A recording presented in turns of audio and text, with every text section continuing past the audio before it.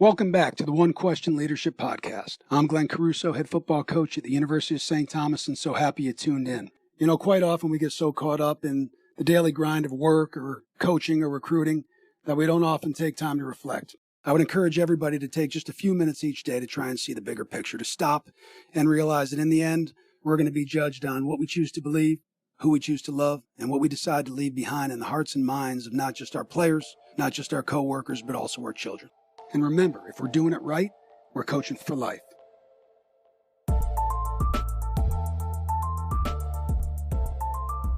Greetings, this is Ty Brown, and welcome to the One Question Leadership Podcast, where we highlight executive leadership in college athletics. I am here at the 2025 Sloan Sports Analytics Conference, joined by Henry Abbott. Henry is the founder of TrueHoop and recently the author of a book called Ballistic, the New Science of Injury-Free Athletic Performance. Greetings, Henry. Thanks for joining us. Great to be here. Thanks for having me. Now, last we talked, 2019, it was pre-COVID. A whole different world. A whole different world, right? Yeah. You had just taken TrueHoop. You left ESPN. You were doing some basketball analysis, some of those writing and managing 60-some people, which was a new experience for you. Mm-hmm. And taking TrueHoop down to a subscription-based, and, of course, writing these big interweave storytelling stories where you get in depth, you know what I mean, about things. You're writing something about some of the ownerships in the NBA and how they could be tied to some dirty money. And it was a whole bunch of things that you have done, and probably still do, right? Storytelling, the last we talked. And since then, I have grown to understand that storytelling is one of the most important things you do. And whether we know it or not, even as leaders, we are always telling some kind of story with everything, right? Whether we're selling a ticket, whether we're in a press conference, whether we're making a decision about a person in a position on our staff, all those types of things. So I think that's important. The first question I have for you is, do you still run marathons and half marathons? Are you still a runner, right? Do you still put yourself through that craziness? Because that's crazy to me, right? So I think I have like a body type or something where I just am not very comfortable not doing anything. Okay, right. Right? I've noticed even if I have like a Sunday with nothing planned, I just want to do stuff, right? Like I don't really want to sit on the couch all day. Like I feel weird doing that. Yeah. So I have done a tremendous number of difficult athletic things through the years. That's too crazy. Okay. The most recent thing was High Rocks. Have you heard of this? Yeah. I'm a trainer at a gym called F45. Oh yeah. And they have a relationship. Yeah. So I did High Rocks. I did one High Rocks the first one in New York last year.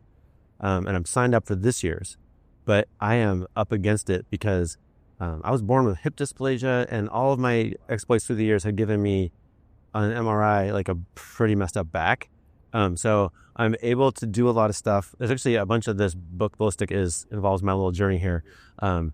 But right now, I did two things which combined to be stupid. One is I found like the greatest partner you could ever have. This guy, Gary, is an absolute animal. We're going to kill it together. Okay. But so now I have like high expectations for myself to not like Gary down. At the same time, like I'm pretty much just doing physical therapy right now.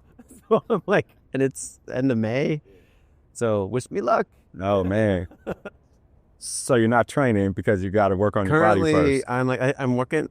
It's a long story, but I'm working with a physical therapist, kind of a highly specialized physical therapist who's really trying to help me literally just move parts of my body into new positions. And she's like, can you do me a favor and just not like lift a ton of heavy weights while you're doing this and not do it a ton? Running is probably ultimately how I did all this damage. So I'm like, okay. That's interesting. So I'm like walking. I just unpacked my bag because I'm staying like 4 miles away from here. And like my plan this morning was just to walk here. And then my daughter was driving by and gave me a ride. But yeah, I'm trying to get exercise like every crazy way. So, okay, let me just look at this. You plan on doing High Rocks. The physical therapist says, keep it easy for a certain amount of time, or she's looking for knows certain. You have High Rocks coming up. She does. And I might back. I already texted Gary. I'm like, look, I might not be a good partner for you, right? I might not be able to do it. But for whatever reason, the way I told myself to handle it is like, I'm just going to get my body feeling good.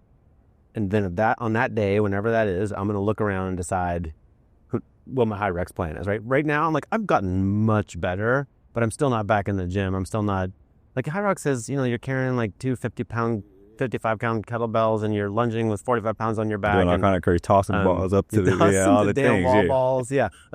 Yeah. I love all that stuff. That's fun for me. I had a great day. The day that I did High Rocks in New York, I was grinning ear to ear, in part because of all the stuff, but also, this is not where I thought this interview was going to go, but also I was part of like 20 people who were just like friends from the part of New Jersey where I live, and they were all doing it. One of them was there with her cousin who's in Hamilton. Oh, wow. The musical. Wow. And he was just like there to hang out and be supportive. Yeah. I love Hamilton so much. I was like, I don't give a crap about celebrities. I've met lots of times, so I just don't care. Yeah. This is different. That's how you fanned out. I totally fanned out. Hilarious. I was just like, I asked him a million geeky questions about what's like backstage and who's cool and whatever. And he was like, he was my best friend. Oh, so wow. yeah. So that was like a great day. Super interesting. Yeah.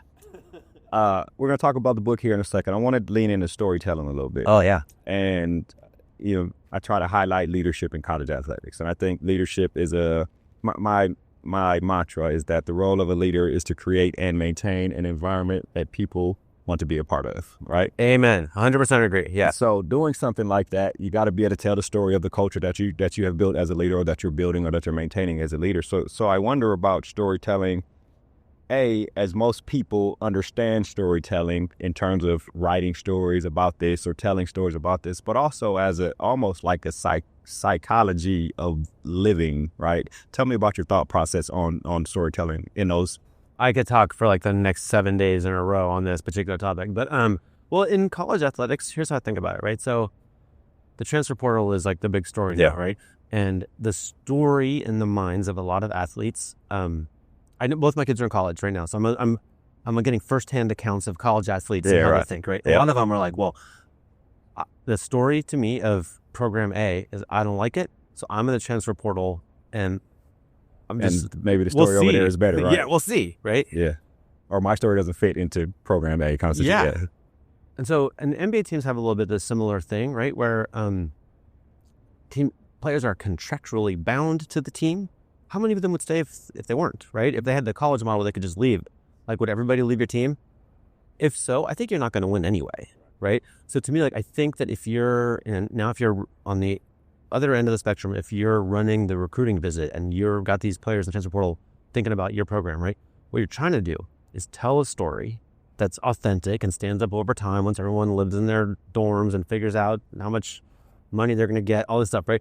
Once it's all done, like, does that story hold up? What's your story, right? And I think we are probably in a world where the future of these stories are going to be, hey, we're the place where it's okay to have a kid, or we're the place where, you can explore your religion or your whatever. Like, it might be something really not to do with sports at all, but you want to have a story that holds up to scrutiny, that takes you through some storms, right? Like, it's going to get hard. And I think that in life, it's always better to be drawn to something instead of away from something, right? And so to me, this is it. Like, you're running recruiting visits. Like, do you have a story that legitimately will not just draw someone, but keep them stuck on there, right? Yeah. And like, that to me is everyday storytelling. Right? Yeah. It's every day. You got to just like... That's interesting. Not horse crap stories. That's not what I'm talking about. I don't mean storytelling like coming up with an excuse for your little kid and your parents to catch you or something. That's a kind of storytelling. That's not what I'm talking about, right? I'm talking about, like, sometimes you see a kid who's like, Dad, I'm much stronger than I used to be, and I'm trying to explore the limits of my potential here, right? So I'm sorry I threw the ball through the window, but I really want to see how far I could throw it. Like, you got to give him a pass on that. Like, it's a little better than most kids, right? That's You're hilarious. Like, it's not bad, So what you're saying though is important. You talk about, you could be one of these college departments who are like, what you see now, and there's no knock against it, because until everything balances itself out, you have to do this. But it's like, we have more money and we can pay you more than whatever they're offering, right? Yeah. And so that's the story some departments are telling now, right? And that may work, because you think about coming from Inglewood like I did, and somebody offered me a couple $100,000, like, okay, I'm going to take it. You're going to think about it. I'm going to think about it, right? Yeah. But at some point, it also has to be, what's the story behind this money, right? What's the story behind, okay, if I come there, what am I going to experience? I might be artistic and want to walk around with the afro and draw pictures all day. Like, will they allow me to do that? Can I be an outside of the box thinker? Or, I'm more accounting and data than I am artistic, and I really just want to be in the box. I can play all balls out on the field, but I'm in the box kind of square. Like, are they going to let me be a nerd when that kind of thing? So what's the story? So I think that's important, is that people are really going to have to be able to tell the story of your department, of your campus, of the academics, of all those things when they get on campus. I like the way you pointed that out. One thing I worry about in college athletics now, I've always worried about, but has grown since the last time we talked, is what I call it this, and it may not mean this, but I call it athlete identity syndrome, right? It is, as athletes, we have always dealt with the separation of who I am versus what I do when we retire, right? A lot of us have never don't prepare for that separation. So when we identify ourselves as a football player and that football player aspect is gone, now we have this identity crisis. That's probably going to go on forever, right? You can help athletes start earlier and help them transition from retiring from a sport, and hopefully it works for them.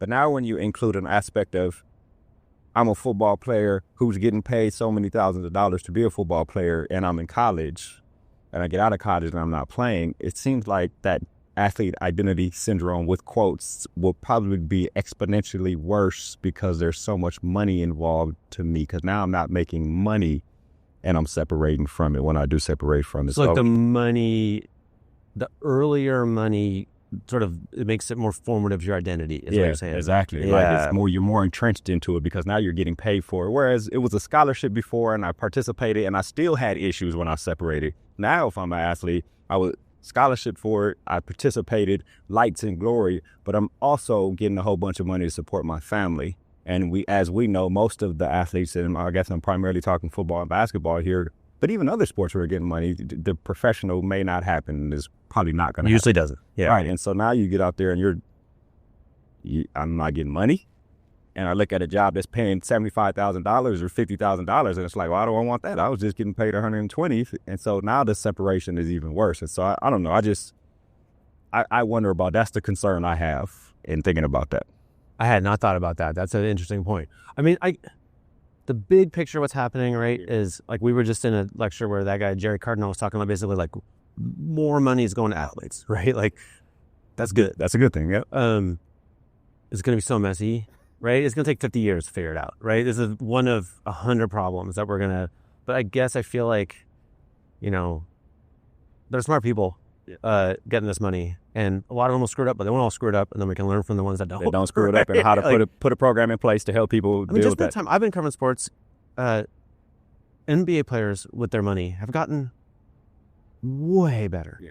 Like, anecdotally, I mean, it seemed like when I started covering the league, everybody had a Bentley. It seemed like, and like lots of people, there were lots of stories of bankruptcies, or like you gave power of attorney to your financial advisor, and then whoops, even like Tim Duncan or Kevin Garnett, like they had their money like stolen in huge amounts, right? I don't think that's how it goes anymore. Right. I'm sure there's some cases, but Antoine Walker, that was like the saddest story ever, right? It was a long story, but like I ended up going to an NBA game a few years ago and met this player, and we went to dinner.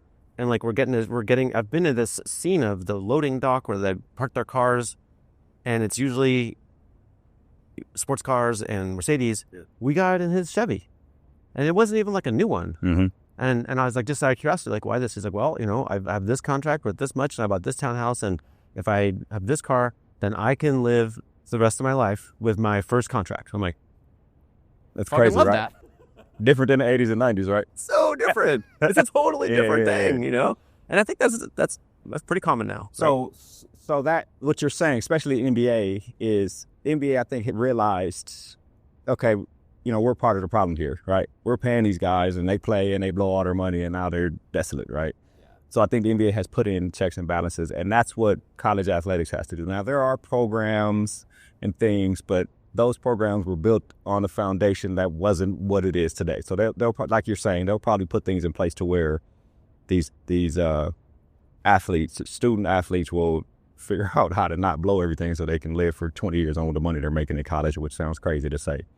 Another aspect of that athlete identity syndrome, with a lot of athletes, figure out early enough so that when they do stop competing, it's not as much as a crisis, is getting injured.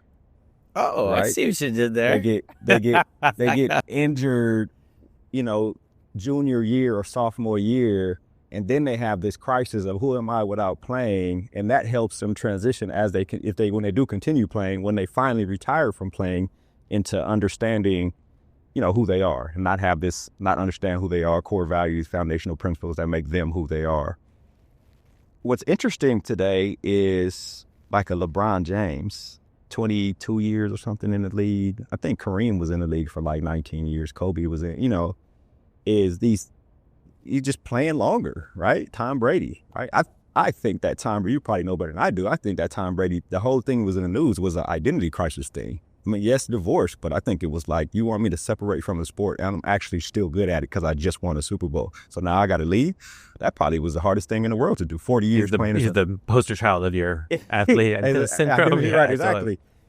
But that brings me to the book, Ballistic, right? The brief description you gave me, right? And I'm going to mess this up and allow you to correct me, right? Go for it. Is research has shown that there are a number of factors that you can identify to prevent certain injuries. And if you do these things, you can compete longer without getting the injury. And this book kind of tells the story of that. Correct me on how I just described it. I think the best way to think about it, honestly, is heart attacks. Okay. So if you can go back and look, I've done this. It's really boring. So let me just give it to you in 20 seconds. But like the history of cardiology of preventing heart attacks is hilarious. There's like going back to Roman times, there's doctors who were like, they didn't know about the difference between like, they didn't know where blood comes from, for instance. There's all this kind of crazy stuff, right? And even just like 120 years ago, there were publications about like, did this person have a heart attack because he was like coveting his neighbor's wife? But like God struck him down, right? It's like, that's what we thought it was, right? And just an act of God, right? Then this little device, the echocardiogram, which is the thing in every hospital show with the beep, beep, beep next to the heart. Right? Okay, so that thing would show the movement of the blood flow through the heart. That was invented like around the turn of the century, and actually a Boston-based doctor became one of the big, Paul W. White became one of the like pioneering doctors. He went over on like a steamship to learn how to use this thing. And then before 1930, he'd done 20,000 echocardiograms. And he and other doctors really learned that like the crisis of the heart attack comes after 10 years of the blood flow slowing down through the arteries of the heart, right? Which means you have 10 years to intervene. And so that's what we do. That's how we treat heart attacks now, is they're seeing, that slow down, and they prescribe diet, exercise, or medicine. And heart attacks have gone down so much since they started doing this that U.S. life expectancy went up a decade, right? This was like the biggest killer, and now it's not. So this guy, Marcus Elliott, who I wrote the book about, he tore his ACL on his 17th birthday at football practice, and he was depressed for 6 months and didn't leave his room, and he was bummed about his football career being over, right? We just talked about it. Yeah. And then he was like, okay, like I'm just going to study the human body so hard that maybe I can learn to prevent these things. Maybe I can use the heart attack approach for musculoskeletal injuries, right? Injuries that ruin sports. And he went to Harvard Medical School. He worked for the New England Patriots. He went to the U.S. Olympic Training Center. He went to Seattle Mariners. And for the last 20 years, he's had this place called P3, Peak Performance Project in Santa Barbara and Atlanta.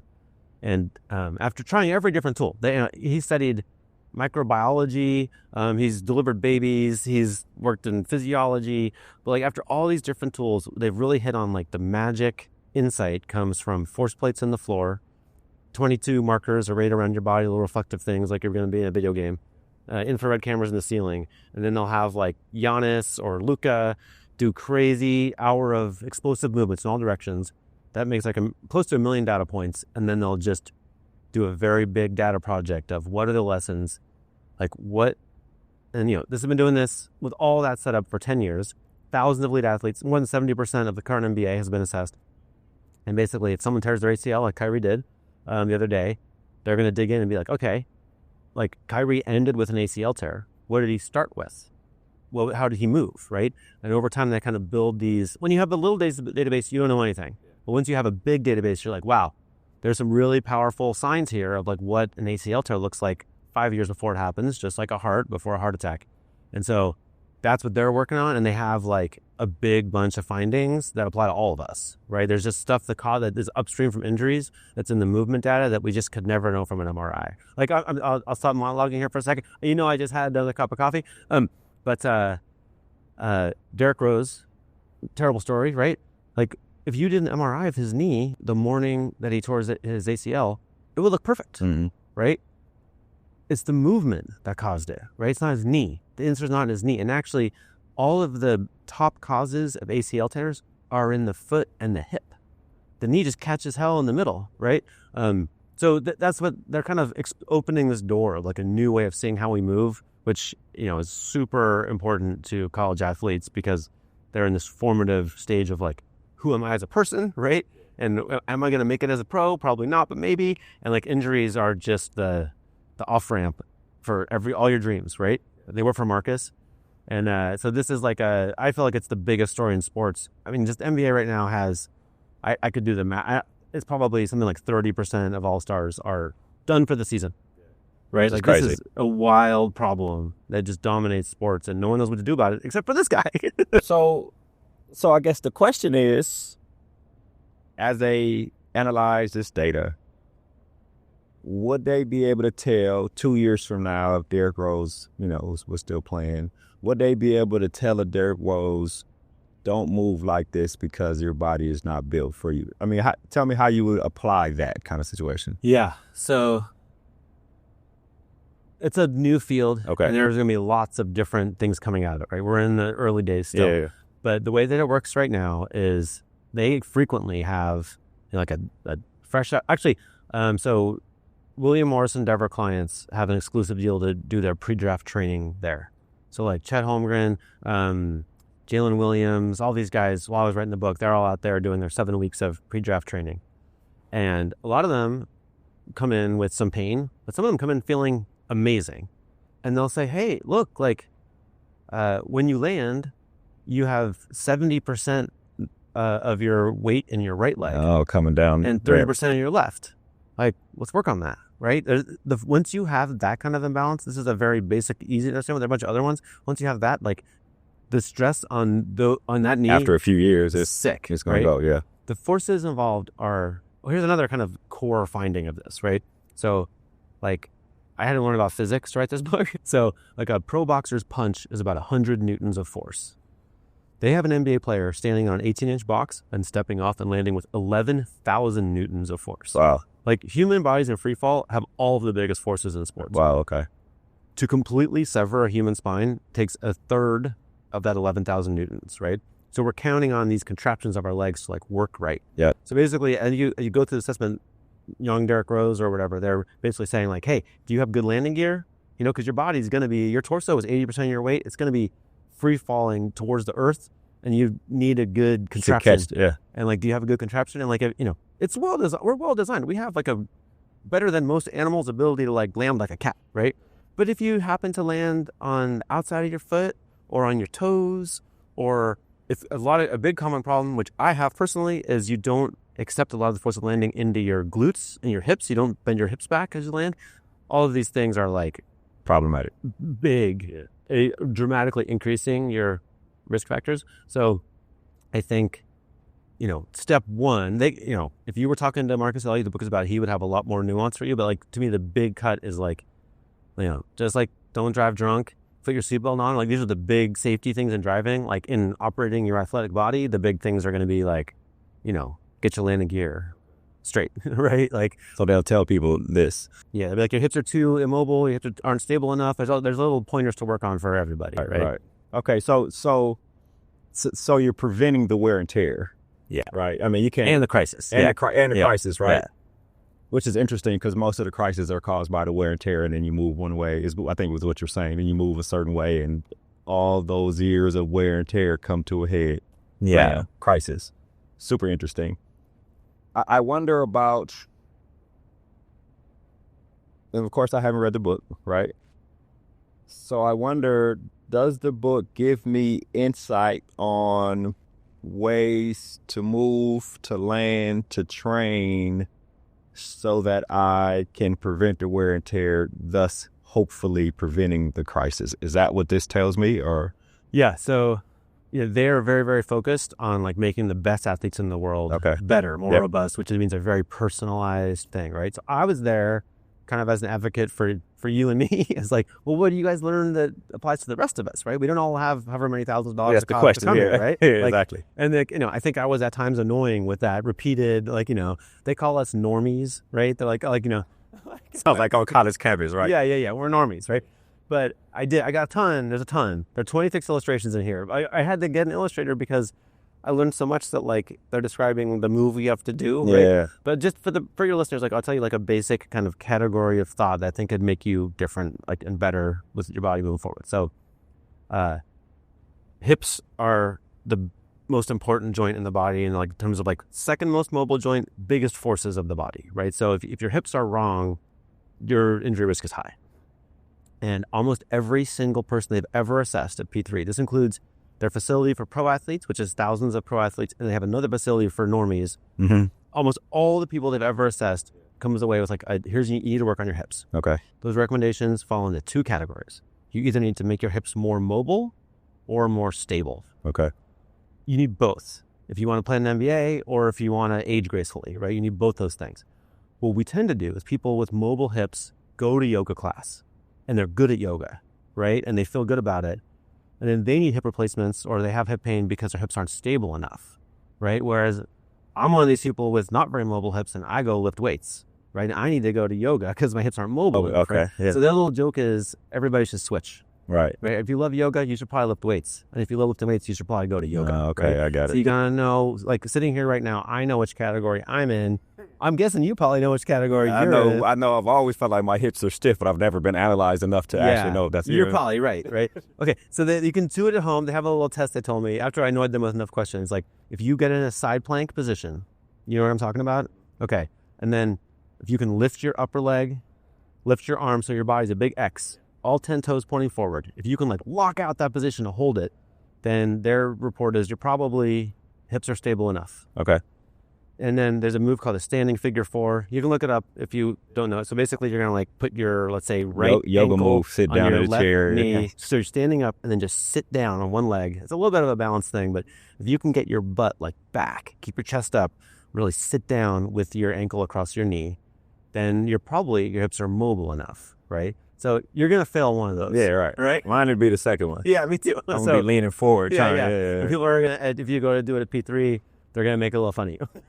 But so now it's not so hard to work on hip mobility. There's a million yoga teachers ready to help you. There's a million exercises out there from reputable people who know how to work on this. And like, so that's like a big one that if you're basically, as you make your workout program moving forward, put hip mobility into it, you're probably going to age a lot better than if you don't. That's interesting. And then stability, I guess there's some weight training you need to do around your hips for stability. It's funny, there's a lot of ways to make fun of like kind of meathead weightlifters, and like there's a lot that isn't healthy about that. But if you find a gym that really teaches like the classic, barbell, dumbbell weightlifting moves where they're really watching your form and how your feet are lining up and like the squats. Using your glutes instead of your back kind of situation. It's like, really developing your posterior chain. Like Marcus has a story when he first moved to Santa Barbara, he would take yoga class once a week and his teacher was like, she would show off. She was like the most mobile person he'd ever seen. She needed double hip replacement at age like 52 because she just didn't have stability enough. Okay. Right? He's like, man, if she just came in and did some like squats with the bar across her back and did some like basic posterior chain, just hold her hips together, right? When I was going through my back hip thing, but a lot of the book was written on these crazy outdoor adventures. Marcus is always like biking up a mountain or hiking or whatever. At one point and he's literally wearing a microphone and I'm interviewing him while we're doing these crazy things. And at one point we like went across a log, across a ravine. So we're like, it was kind of scary. Yeah. And at that point we're wondering if I had unstable hips or not, right? But once we crossed it, he's like, yeah, I think if you had unstable hips, you probably wouldn't have been able to cross that log. Tell me afterwards, right? Yeah. That's crazy. But yeah. Super interesting. Yeah. So it sounds like what you've done here as we wrap up the conversation is taking some of the, tell me his name again? The doctor? Marcus Elliott. Dr. Marcus Elliott, taking some of the work that he has done and by asking questions, right, interpret it into a story that we can understand, us layman folks who don't understand the scientific aspect of things, right? Yes. And in terms of the story, is it are you in here and he in here? What is there a person or is it in Yeah, general? Tell me. We're following his life story is way crazier than I got into here, but like it's like an adventure. He grew up in the woods, basically. It's crazy. But yeah, so it's really built around his life story. But then I didn't intend to be in the story, but it turns out that while I'm literally writing this book about the joy of movement, right? Like I had this like lumbar crisis. I was like lying on my left side in the dark, getting epidural injections and I had decided not to be a patient of P3 because I didn't want to like upset my journalistic objectivity, But Marcus was like, "Can you just like get over whatever your thing is so we can help you? Come do it with us." Yeah. I was like, "All right, that's interesting." Someone got assessed, and then next thing you know, I'm doing high rocks. I was like, that's pretty part of the story. That, as you say, that reminds me of the book the guy wrote about the memory competitions and the memory palace, where he went to just write about what they do and all of a sudden became a competitor. That actually sounds like just some potent stuff. Yeah. That's super interesting. Well, this has been a great conversation. I'll ask one more question, then we wrap. A lot of my audience work in college athletics, and they have their sports performance and athletic performance folks who have trainers, psychologists, people who work in the weight room and strength and conditioning, movements and science tied to all that. I imagine something like this could probably help them too, which is part of the reason I think he started the research anyway, right? Yeah, so this is the audience that I'm literally I think a lot about how to reach them. I most want them to read this because it's real for them. Right?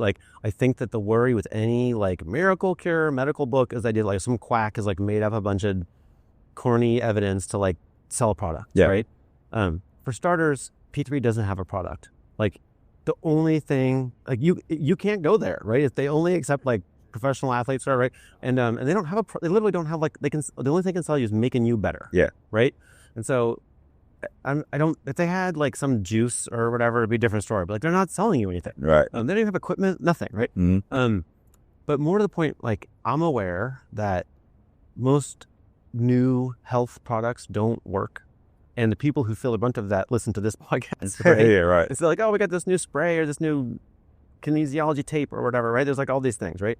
So to me, I'm if these people, and I know they're skeptical, right? They go, you got a new approach? I love that. Yeah. I'm I want so badly for those people. I know a woman named Kristen at Boston College. She has this job, right? And I've seen her be an absolute wizard with all kinds of different athletes facing all kinds of different things, right? I've never met Kristen, but I've seen her. She's a friend of a friend. If Kristen or any other person like Kristen reads this book and is damn, this is helpful. Right. This is interesting.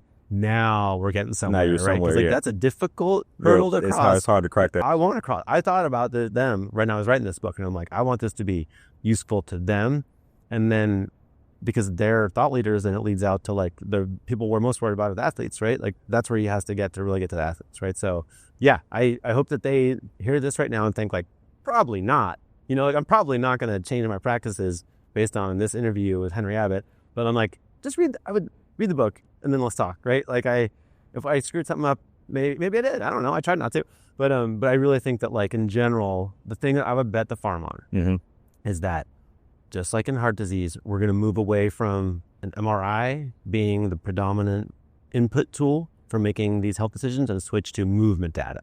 That's coming. That's so much better. That set of insights is just like the echocardiogram and heart. It's a way better thing. Better assessment on where you are. That's the future. It's a little trickier. The job's going to be harder. This movement data is, when I said 1 million data points, do you want to sift through them? I don't. I don't know how to do that, right? All right. But that's where the good data, that's where the good stuff is, right? Yeah. I think this is the future of sports injuries is right in there. Yeah, well, Henry, this has been an excellent conversation. The book is Ballistic, The New Science of Injury-Free Athletic Performance by Henry Abbott. Now, is the book available on Amazon, or tell me about how somebody can get a copy of this book? Yeah, so it is available to pre-order everywhere. This feels kind of big time. I have an author website now. It's henryabbott.com. Abbott, and that has a little thing. If you want to order from your local bookshop, you can do that there. It has 6 or 7 different ways to order it. Yep. Comes out May 6th. Okay. This is the first weekend we're doing any media around the books, and this is literally the first interview. Oh, so okay. I feel honored, right? Yeah, no, I'm honored. Yeah, no, thanks for having me. Okay, actually, that was Henry Abbott. Henry is the author of Ballistic, The New Science of Injury-Free Athletic Performance, and of course, I am Ty Brown. with one question. And keep in mind, the role of a leader is to create and maintain an environment that people want to be a part of. And as always, be better tomorrow than you are today.